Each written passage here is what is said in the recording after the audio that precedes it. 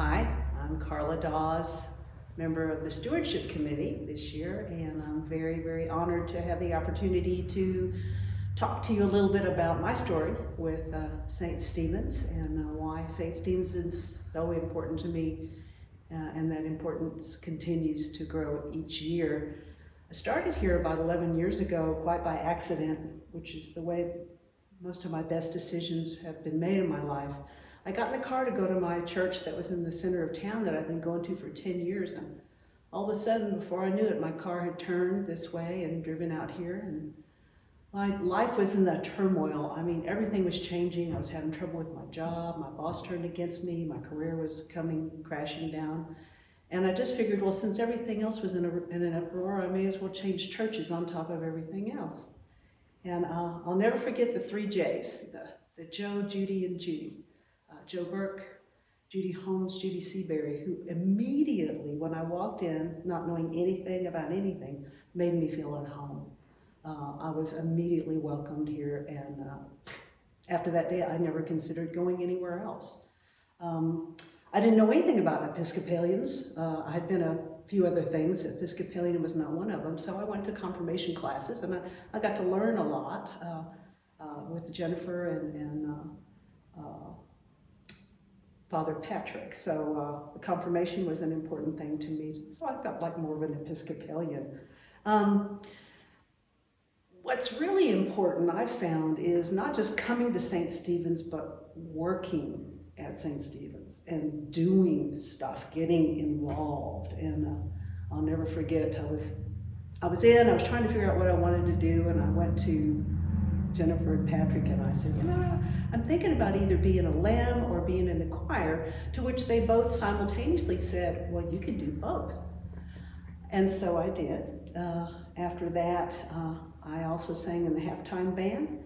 I did roadside cleanup for a few years. I joined the Community of Hope, which is an wonderfully exquisite ministry of this church. Jack Burke, the late Jack Burke, came to me one day with a prescription written out by his physician saying, he says, I need to take yoga. I hear you're a yoga teacher. Would you be interested in doing it here at the church? I never thought about that, but I said, I'll find out, and the Vestry approved it, and my yoga ministry began. Huge, huge thing for me, meaningful for me, and hopefully for people who come to the class. Then I decided, okay, I'm going to work in the office. And that's when I really started to learn about this church and about the people that make it happen and the love and the faith that this church has. I mean, being in that office was a bird's eye view of what a wonderful organization St. Stephen's is. Got kind of pulled into doing coffee hour and being the host for coffee hour for a while. And that was also a good experience. I've been on the Stewardship Committee, and then most recently been on the Vestry for the last couple of years. So St. Stephen's, I evolved every time I got involved in some of those things. It just meant more to me.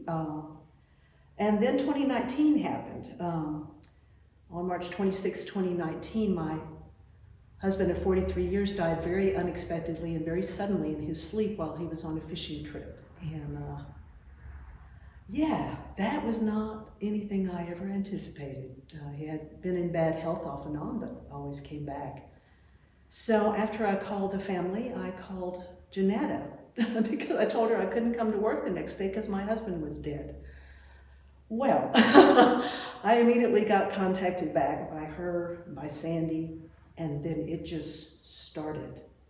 This ball of love, this support, these angels, I don't know what it was, but that underscored to me what this place was about more than anything had up until that time. It was just an outpouring of everything from everyone here. Another angel I had here at St. Stephen's was Bill Klein. My affairs were not in order to take over my husband's accounts and whatnot. I didn't know what to do. And Bill Klein very generously helped me through the legal part of probate and all of that. And I'll forever be in his debt, Bill. Not too long after that, the Widows Group was formed by Evie Martin.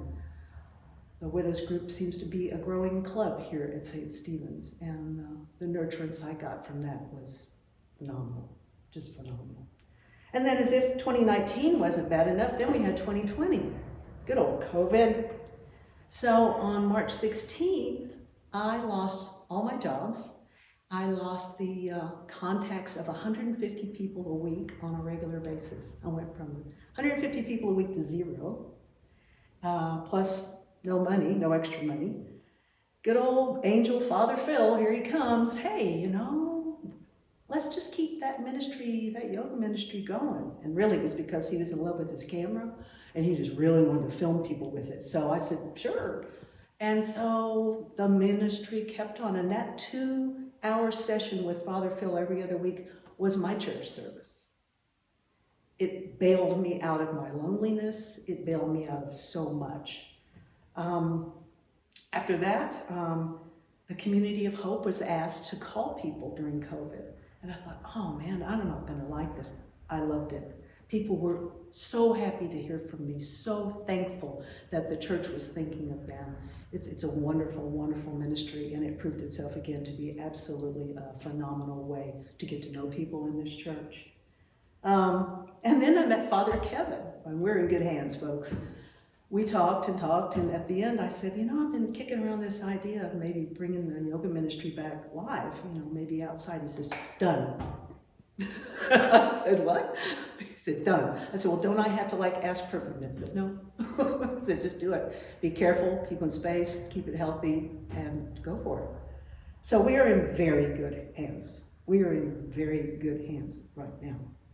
So I know I'm rambling, and I know this is about stewardship, but here's what stewardship is to me. It's stepping up financially to the best of your ability.